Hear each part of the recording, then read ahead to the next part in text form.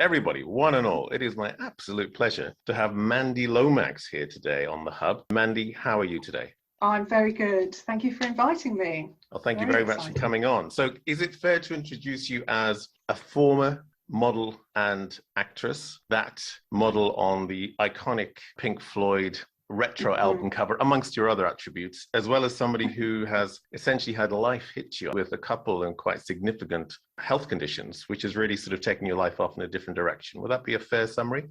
It is, yes. Very, very fair summary indeed.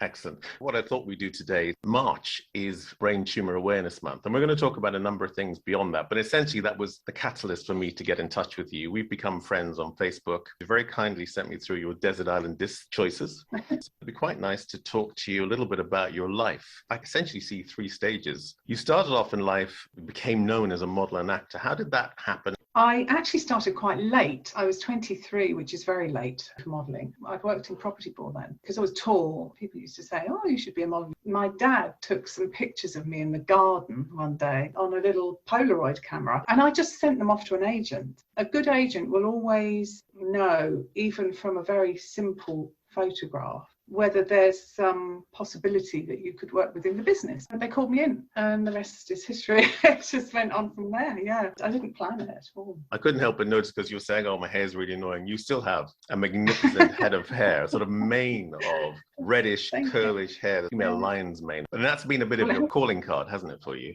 You'd be surprised, actually. It lost me as much work as it got me because it was so distinctive. It's very different now, but it was a very strong red naturally. And I had a mass of it, far less now. We all have less hair as we get older, don't we? And also the pills I take, I've lost some hair, but I know I've still got a lot. It sometimes was as much a hindrance because it was such an obvious thing. It could almost overtake a product. There were the other examples. They might be using a couple of blondes and a couple of brunettes, and they think we'll throw a redhead in as well. She seems nice. Up came Mandy. Those of us who don't know what it's like being a model, was it glamorous? Was it fun? Different people have different views of modelling. If you're working for 20 odd years in the business, you have to be quite versatile. A lot of the people that I've met in modelling have been some of the nicest people I could ever have met. They're a mixed bag, the same way as anywhere else, whether you're talking about in a hospital, in an office, in a shop. But I've met some lovely comrades. Everyone says, isn't it...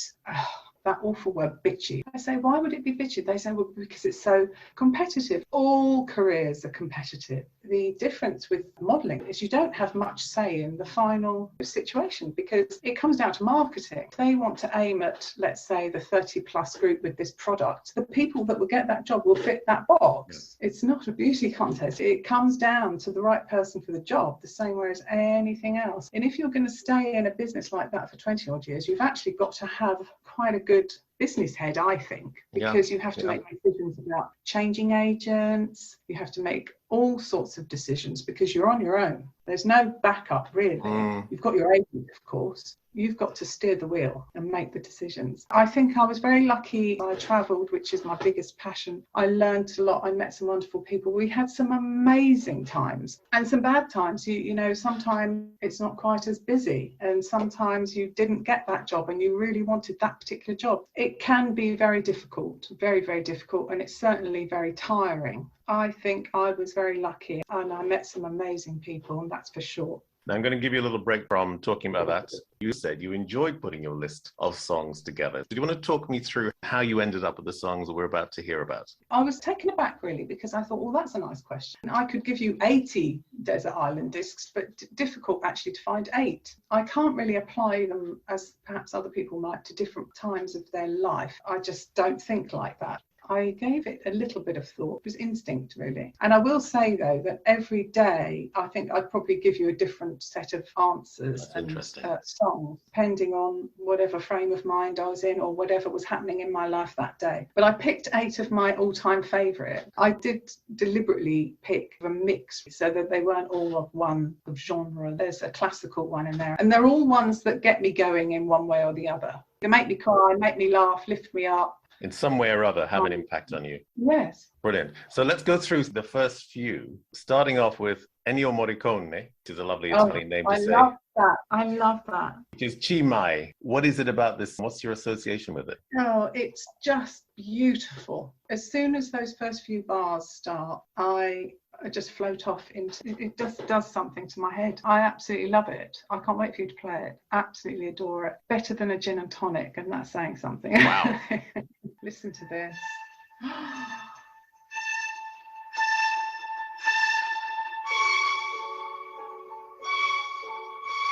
Oh, makes me want to cry.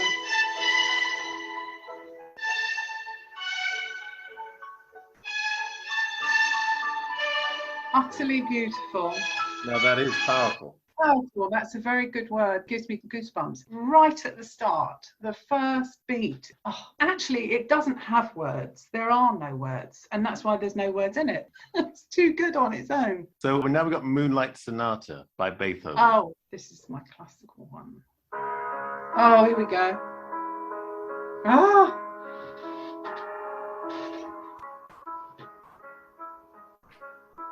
This can have me in tears as well. This does remind me a little bit of the times around the brain tumour, actually. The drama of that, I think it is. And when I say in tears, I don't really mean in a depressed way. It's just so overwhelming. Having the brain tumour was overwhelming, let's face it. Inevitably. Well, let's pick up on that. Take me to the stark change. You said you're 20 years in the business. You've described it as a lucky fall. But for people who don't know you, what happened and what was the drama that you're referring to? Well, I accepted a filming job, which I wasn't going to accept. One of the scenes was on a horse, and I don't horse ride. It was a medieval scene. It was a trained horse, trained performing horse. Everything would be, fine. This particular scene, anyway, it was just the horse with me on it walking out of shot. I thought, I can do that, it'll be fine. But I wasn't going to take it at first, but I did. It was all going well, except strangely, in the takes coming up to the bit where I was on the horse was behaving unusually. It kept sort of nudging my head with his nose. Very rare. They said they couldn't what was wrong. Of course, some horsey people say the horse knew. I don't know about that. I was doing the take with the horse where I'm sat on the horse. We don't know why, but the horse just suddenly took off across the field with me on it, and I don't ride. I remember having horse riding lessons when I was a kid, and I knew how to pull the reins to which should stop the horse, and I was doing that. These things last a matter of seconds. It was probably 30 seconds, but I remember every moment in slow motion. And the horse was just bolting across this field. He wasn't responding. I was pulling it, and I could hear all the crew going mental. I decided, because he was heading for the fence, the other side of the fence was a road. Well, I wasn't going to survive him jumping that fence. So I knew I had to jump off, and I just leant forward, it was my left leg, I think, backwards, and just thought, I just kept saying, land on your feet, land on your feet, land on your feet, which I did, but because of the speed we were going, I tumbled and tumbled and tumbled. The crew caught up with me. I'm on my back. The horse has come over to me, and I think he's going to stample me to death now. I couldn't get up. The crew arrived, and the horse, I don't know where the horse went. Oh, I think he just went off for a walk.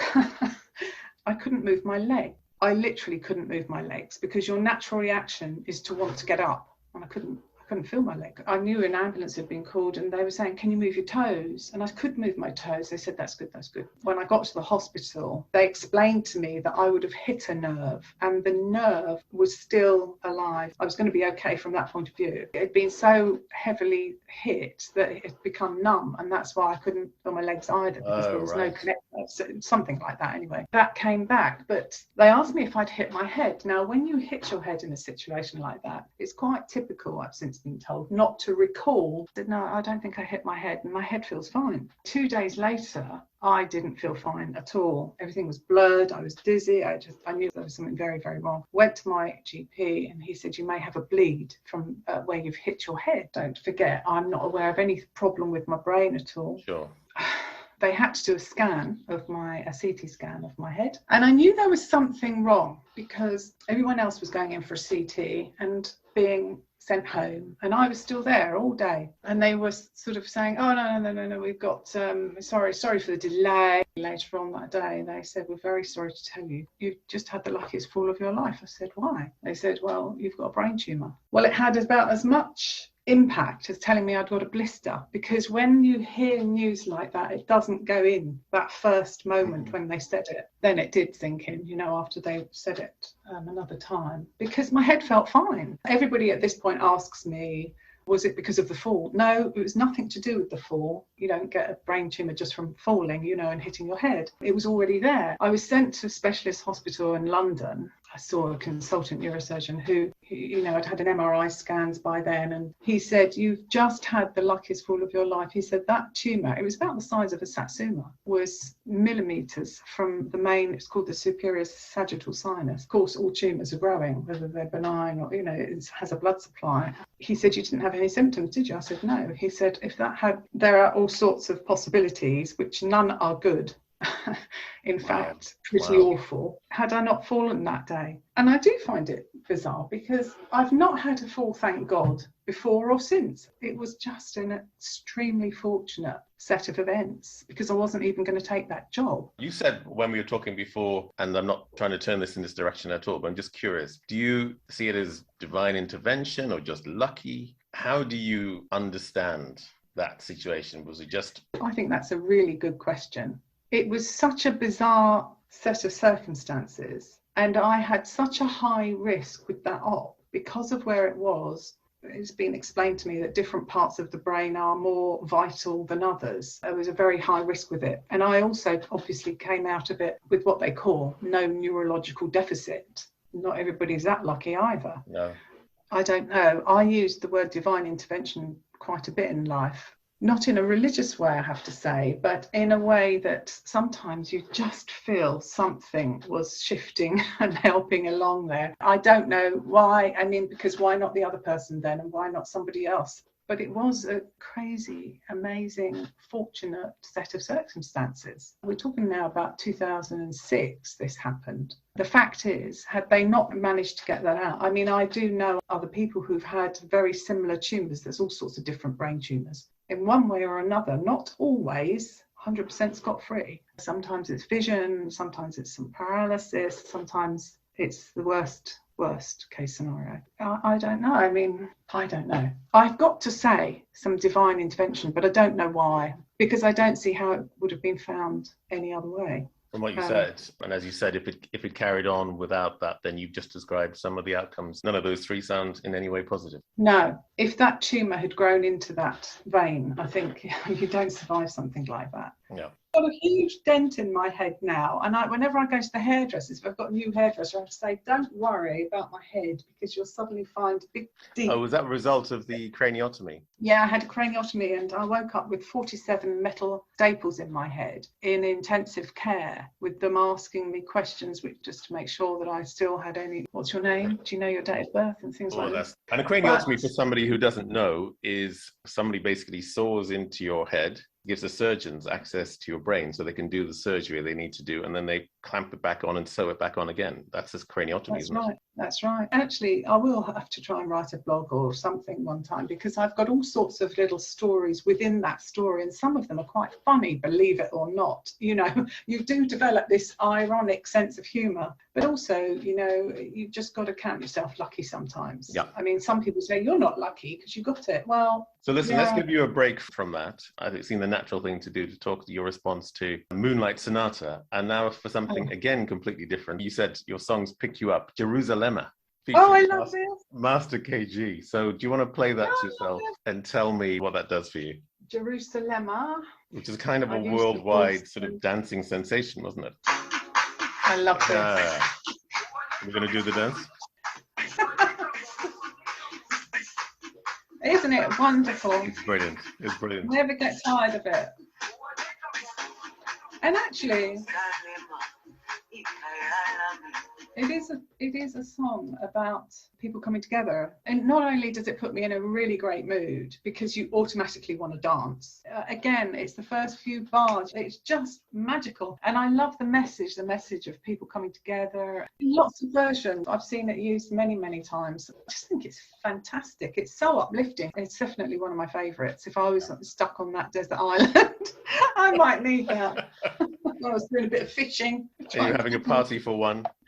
Brilliant. Yeah. So listen, Mandy, anybody listening to this who hasn't been through your experience will be thinking, whoa, you've taken me from some of the heights of being an actor, model, you're in this costume, you're on a horse, you couldn't get more glamorous. And then you have what you've called a lucky fall. What happened next? How did that change your life? Initially, I would say I was quite consumed with everything. You know, it's really not something that happens every day, and just the whole circumstances of it. It's pretty rare. I mean, you hear about brain tumours, obviously, but it's not something you really expect to go about having. And I think because I've had other things since, which I know you're going to move on to, I think in some ways that I've put the brain tumour to bed. Does that make sense? Because I can't put my energy across all of this. It's hard enough keeping any energy at all some days. The one thing about the brain tumour was, obviously, as you know, for many years afterwards, I had MRI scans to check for any growth. And every time you dread it, don't you? And every time you think, please, God, no, please, no. Eventually they say, right, if you have any more problems, let us know, but we're going to discharge you now. This was years later, obviously. And then you think, no, don't let me go. I need you, because it's a psychological support going there because you know you're going to get checked. It made you stop taking things for granted that you did. Now, the difference with the brain tumour, because eventually I got discharged, I was able to then kind of kid myself things had gone back to normal, because in a way they had. The difference with that and what I've got now, which is ongoing, actually incurable, it's what's called chronic. So I could be here a long time to annoy everybody. The difference is when you're constantly reminded, because you have to take meds every day and you have to go to your scans like now I'm talking about, and you have to do that. You can't go back to taking life for granted because it's in your face every day. In the whole, that plus the brain tumour, it overwhelms me sometimes. If you have one rare and deadly situation, it's pretty bad. You don't expect two. And do you want to talk about that then? Because you referred to it. So I call it a blood condition. It's actually a chronic blood cancer recognised by WHO some years ago. But I tend to call it a condition just because I avoid the whole world of the C word. It is a form of blood cancer. Chronic, which means slow. 5 years ago, I was rushed into hospital in absolute agony in my stomach. The hospital couldn't work out what was wrong. Scans. Eventually, they realised I had acute portal vein thrombosis. That's quite rare. In fact, very rare. They were seeking help from other hospitals to find out, what do we do here? I had what they called a post-mortem clot. Normally, you'd only see it in a post-mortem. That's what I was told. And it was huge. Basically, your liver vein, there's nothing wrong with my liver, but all your liver vein and your splenic veins, the spleen, and the veins going into your intestine, they were all occluded, actually, was the word that was used. It's a massive clot. No hospital felt that this was operable. By now, I was on morphine daily injections and a food bag. I couldn't even eat, nothing, everything was sort of not working. I was in a very, very bad way. I was in that hospital for about a month whilst they tried desperately to figure something out. They also had to work out why this had happened, because I was what we call medically young from a medical point of view and healthy. Of course, nothing to do with my brain tumour. That's the question people always ask, and of course, nothing to do with that.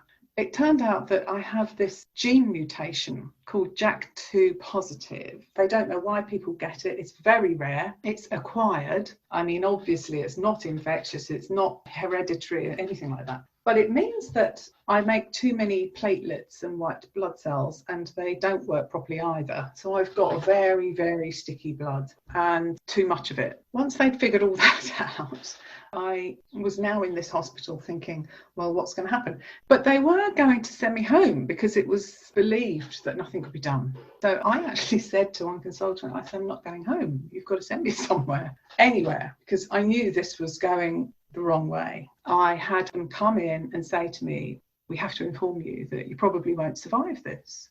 And I said, well, why? And they said, I had the talk with the consultant. They came in, and I said, why? And they said, well, because your small bowel's not getting enough blood. I'm thinking, well, everyone can do without the bowel. And they said, no, this is your intestines. You can't live without. I mean, I'm sat there thinking, and they've gone away. And I thought, well, they're not sending me home.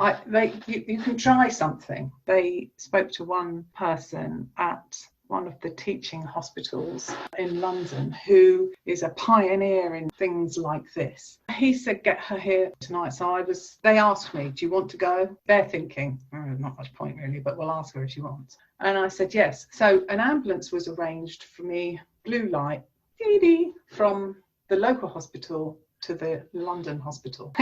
I still remember when I got into the ambulance, belting myself into the stretcher, and these two paramedics, female, looked at each other. I said, what's wrong? And they said, you're very independent, aren't you? I said, why did you say that? And they said, we've never seen someone try and belt themselves into their own stretcher. And secondly, they said, what music do you want us to play on the way? I said, are you serious? Now, this sounds like I was on a load of drugs. I mean, I was on morphine, but I mean, at that point, I was perfectly lucid. I said, just keep the door open from where I am through to where the driver is, because I need to see the road, because I feel seasick. I've actually met one of the paramedics since who confirms that this is exactly what happened. So they've opened up the door so that I can look out there, and they said, what music do you want? I said, well, what have you got? The driver, she said, I've got some Celine Dion here. I said, that'll do. Can you believe this was going on?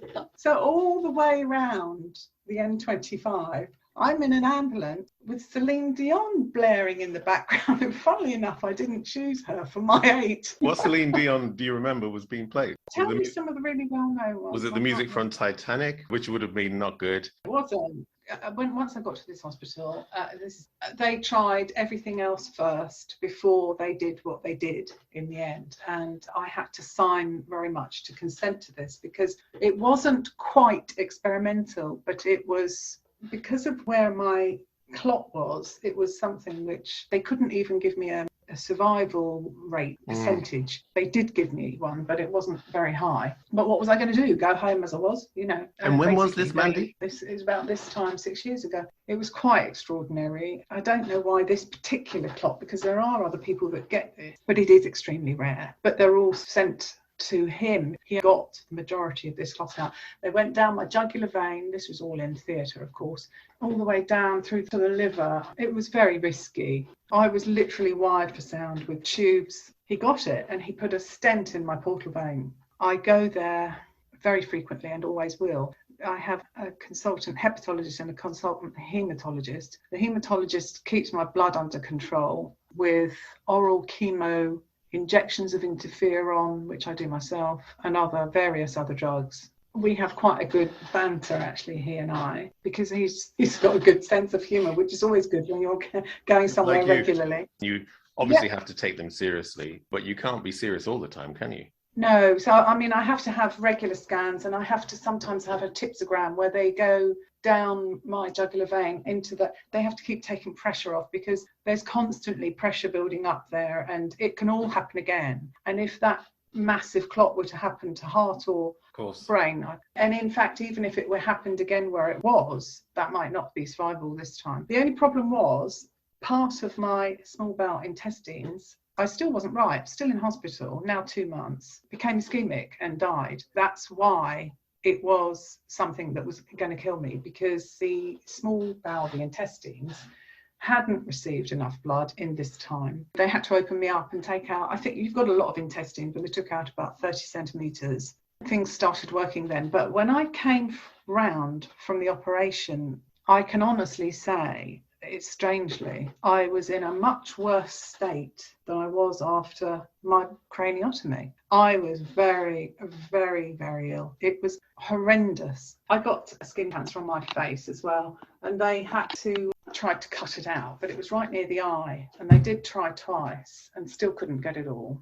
So I had radiotherapy on it. But in the big scheme of things, I sort of forget that. Let's give you a break from talking about your conditions, because that's quite a lot you've gone through in quite a short time. I'll ask you to reach for your YouTube again. We've got Robert Miles and Children. Oh, I love that. Good. This tune, it's one of my all-time favourites as well. And it's when that beat suddenly kicks in. I first heard it when I was in New Zealand on holiday many, many, many years ago. I wasn't at a very happy time of my life, but not for any medical reasons. I was perfectly healthy. This was playing in a club I was in one evening. It lifted me. It gave me all the strength I needed to leave the then boyfriend. And I did. It sounded like it was one of those situations. So, yeah, I love it. I absolutely love it. Is it in the lyrics or in the tune? What was it about it that gave you that strength? The tune, it's the beat. I want to hear it. It starts off slow, but if you hear it as it starts going along, it's really, I was dancing to it. It gives you a feeling of, right, come on, let's sort this. Yeah. Good for you. So Run, which might be relevant to what you just said. Run. Yeah, by Leona Lewis. Similar reasons to Children, actually. I think she's got an extraordinary voice. I think a lot of those tunes, they just inspire me. Whatever I'm feeling, I think Leona Lewis is so talented. I love Run. Brilliant. Played loud. Yes, and well, we all like it loud. And then you chose something slightly different for the third one of this batch, which is One by you too. Oh, yes. I know I like it, but I need to hear it. I like that. Experiential. I love it. Every time. Isn't it? Is it getting better? Oh, I just gives me goosebumps. That voice, what a voice.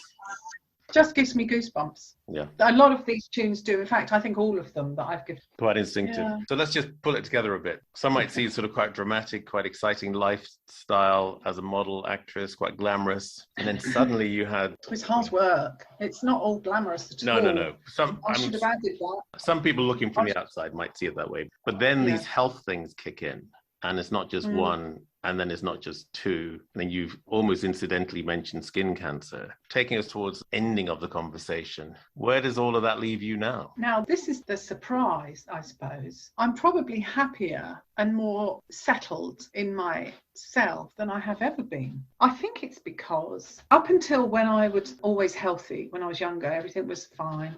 Of course, I'd say, yes, I know we must live our lives and, because you're not here all the time and got to make the most of everything. But I didn't know it in my heart, soul, mind, brain. And now I have this, it's when I say an absolute certainty of our mortality, it's more than that. It's just so clear to me. What this has given me is clarity in my life. I think it sounds a cliche, unfortunately, because people do say that when they've had things like this happen. I've heard others say similar things. It does give you a clarity. It focused my mind, especially with what I've got now as well. What do I really want? And if what I really want sometimes is just to do nothing, go and have a relaxing day and a cappuccino, that's fine. If I feel tired, that's fine. It gives you a wake-up call. I refocused everything in my mind. People I knew, what I've got does leave me with fluctuating stamina. One day I'm fine,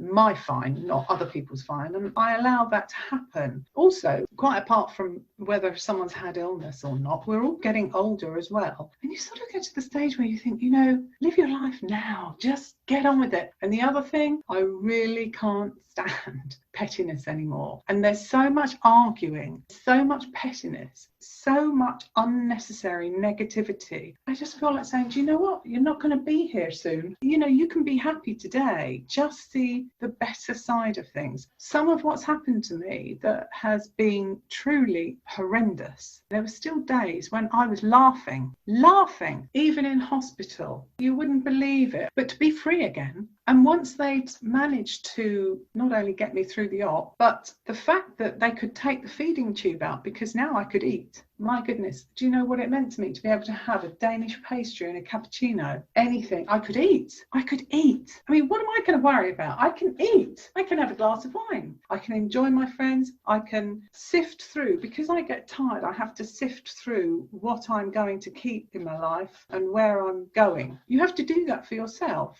I love documentaries. I love current affairs. I like to travel as well, but of course COVID put the boot. I sort of see it as a bit of sabbatical at the moment. I can honestly say I feel happier now than I've ever been, and I'm not sure I'd have had this level of clarity because I'd come to a point in my life as well where I wasn't sure where I wanted to go anymore. As a model, there's no such thing as you're too old to be a model. It's not like that now. You can do campaigns for products that are aimed at people of all ages, but I got to that stage where it wasn't enough for me anymore. But then what was I going to do? It refocuses, and I'm happy now. Brilliant. Hold that thought. You've been very open and honest, been very compelling. It's been a great conversation. But let's go through your last songs. Again, 3 very different ones. You start off with Streets of Philadelphia, Bruce Springsteen. I've always liked Bruce. I love Streets of Philadelphia. There's something smoky, gritty, real. I like it, yeah. Short and sweet, but very to the point. Eye of the Tiger. Have you chosen because of the name of the band? I like the tune a lot. I've always have. I do like a bit of rock. I'd put that in there because everyone's got to have the eye of the tiger sometimes and be a bit of a survivor. And whatever we've got on, you know, we've all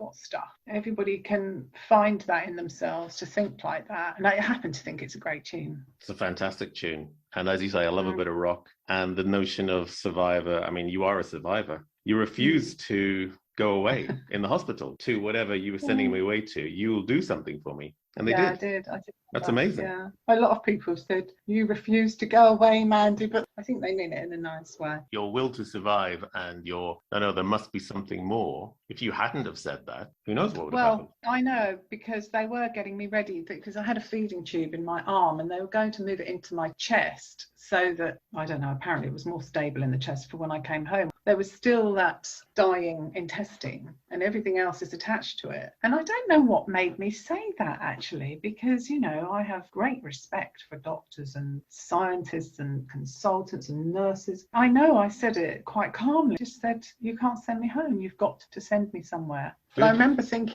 I'm not budging. I do sometimes wonder, I think, my goodness, what made me say that? Now, you did say part of your experience of this other condition is that you now have a role as a patient representative. The op that I had needed some guidelines reframed for it. These things took 2 years. I was asked because I had that done. I was also someone who speak up with these wonderfully intelligent doctors. They asked me if I'd be patient ambassador. I'm now co-author of the patient summary on the British Medical Journal guidelines for TIPSS, which is transjugular intrahepatic portal systemic stent shunt. And then they asked me to be on the steering committee of another, it's called Basel. I am just a patient and I look at it and I think, yes, a patient would understand this or not. I'm currently involved in trials that will be going on. Some of what I read, I think, is very technical, but I just have to understand and make it from the patient's point of view. Absolutely. That's it. I'm a patient. Many people listening to this will be patients, if not already at some stage in their life. And having somebody who's been through the experience around the table to humanize the experience for people who are seeing it from a clinician's point of view is really critical. And if you are playing that role, then that's a great thing to do. I'm patient representative on some guidelines are actually now in the British Medical Journal, peer reviewed worldwide. And I was the co-author on the patient summary, but they were the ones that did all the work. I think it's good, actually. It keeps my brain fired up. You know, if I can give back, it helps me. I feel I'm being useful because I just feel so grateful. There are a lot of countries that wouldn't have known what to do with what I had this last time. I just can think I'm lucky to have had access to that level of expertise. Thank you for all of that, and thank you for your time, because you've spoken very openly, and we've covered in a whistle-stop tour some really quite, as you use the word, dramatic, personal content and information. Looking forward, you said this experience would help you to refocus. What do you think's next for you On a personal level, I want to travel more and more. I've travelled loads. That's almost an obsession of mine. So I'd like to continue doing that when I can. Travelling is quite exhausting, actually, especially long haul, which is my favourite. And so I have to manage that. I still sometimes feel like I have just walked out of a fire and I'm walking ahead. I'm not quite sure where that's taking me. I think there's a line in there from a song. I don't mean to sound too mystical. It's just that I've learned, especially now, where I need sometimes just see what falls my way. I have to allow life to unfold because I am frequently at hospitals. I always will be. I do have to manage my condition and my stamina. It's important for me to make sure that I enjoy my life as much as possible as well. So I have to make sure that I am going to be seeing a friend there or going to see that event or that gallery or that show. I've been thinking for a long time about doing this blog. I feel that pen to paper should be done really, but we'll see. It's tricky. It's brave to do as well, because I think a lot of spend time thinking. The clarity's there. I think it'll be all fine. So what's this space? I'm medically retired, you see. I quite like radio, actually. Mandy Lomax, that's a deal. come on my radio. Yes. and we'll take it from there. That sounds lovely. I like that. We'll do that at some point. And the spring is coming. Thank you so much. Thank you for being so open. Thank you for sharing putting those songs together and sharing an amazing story. Thank you.